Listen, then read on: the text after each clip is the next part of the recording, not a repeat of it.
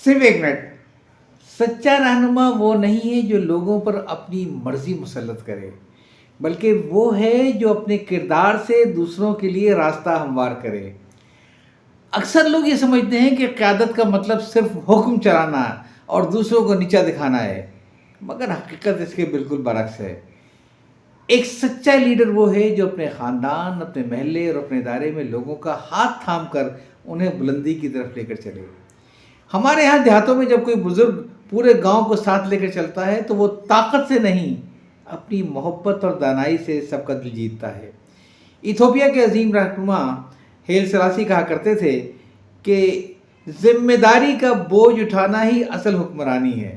نوجوانوں کو یہ بات سمجھنی ہوگی کہ عزت مانگی نہیں جاتی ہے، بلکہ اپنے اخلاق اور خدمت سے کمائی جاتی ہے. اگر آپ اپنے دفتر میں جونیئرز کو ڈرانے کے بجائے ان کی رہنمائی کریں گے تو وہ آپ کو اپنا افسر نہیں بلکہ اپنا ایک محسن مانیں گے. اسی طرح اگر گھر کی بہو اپنے گھر میں سب کی رائے کا احترام کرے گی تو وہ گھر ایک مثالی گہوارہ بن جائے گا اور سب لوگ اس بہو سے محبت کیا کریں گے. قیادت دراصل ایک ایسی شمع ہے جو خود جل کر دوسروں کو روشنی فراہم کرتی ہے.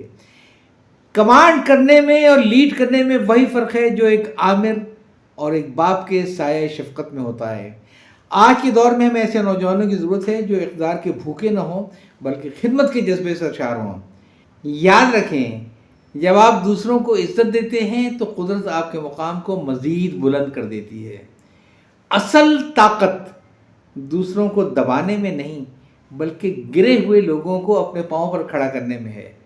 صرف وہی شخص دوسروں پر راج کر سکتا ہے جس نے پہلے خود اپنے نفس پر قابو پانا سیکھا ہو.